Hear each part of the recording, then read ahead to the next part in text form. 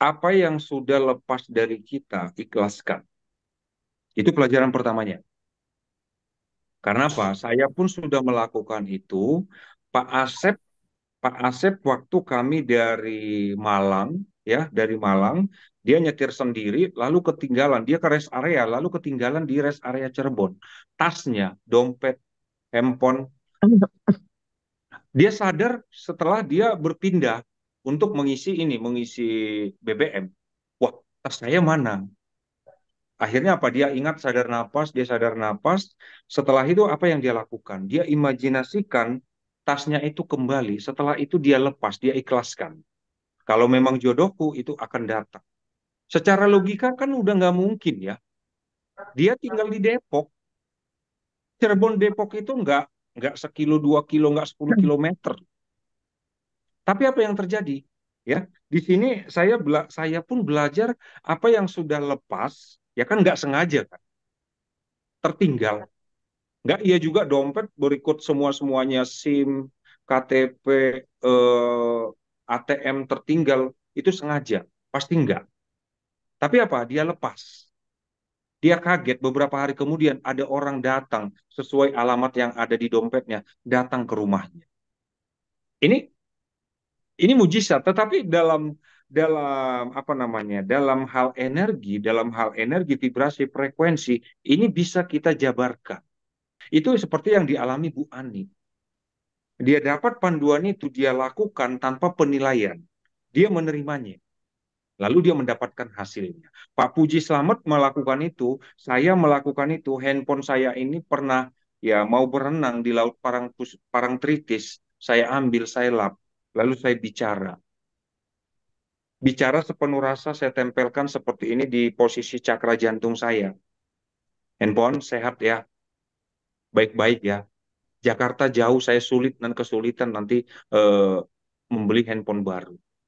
Lalu saya imajinasikan, saya visualisasikan handphone itu baik-baik aja. Dan sampai sekarang, syukur Alhamdulillah, handphone ini sampai sekarang baik-baik aja. Ini saran saya untuk Pak Arjanto. Iya, ya. Terima kasih Bang El untuk pencerahannya Pak Arjanto. Mungkin nanti bisa langsung dipraktekkan ya, bukan nanti, tapi sekarang ya.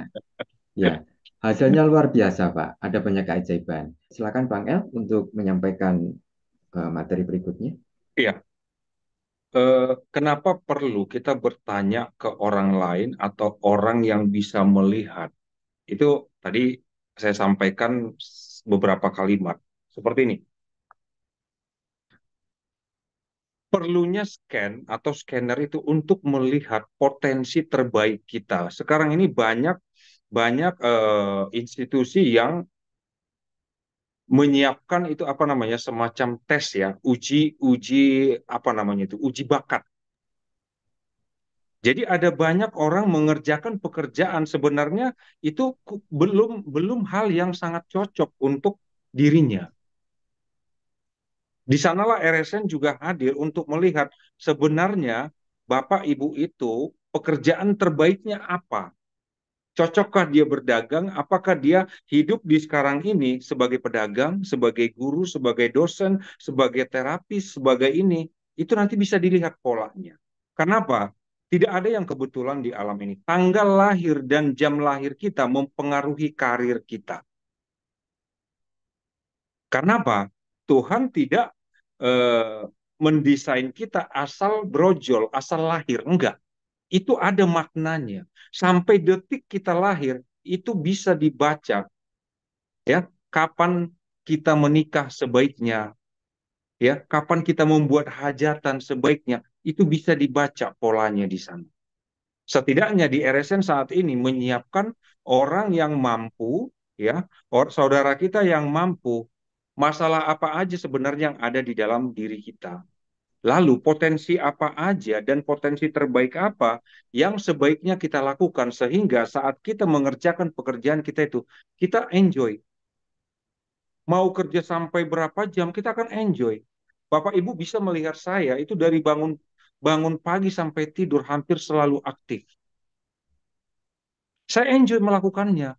Ternyata potensi terbaik saya adalah ya memotivasi orang lain. Saya bukan nggak bisa berbisnis, saya bisa jual apa aja, tetapi hasilnya ternyata manfaatnya tidak sebesar dari apa yang saya geluti, apa yang saya fokuskan selama setahun ini. Hampir persis setahun sampai akhir tahun.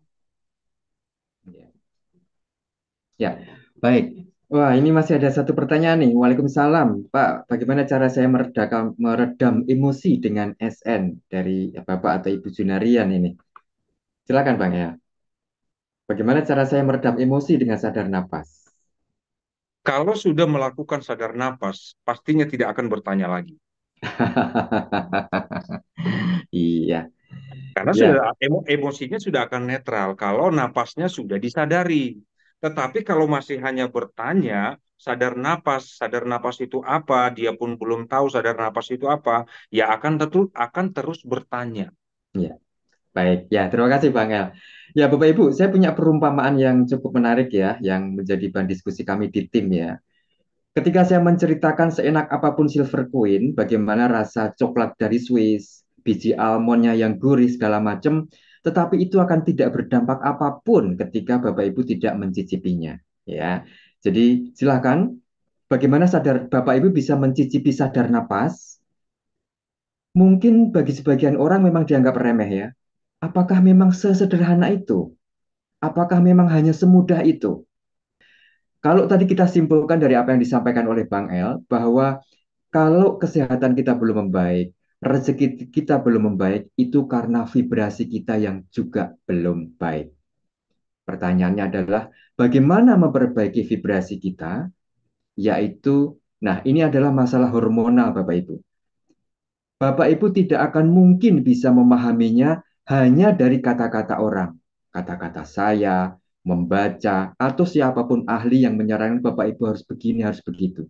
Kalau hormon dalam tubuh Bapak Ibu belum dibenahi.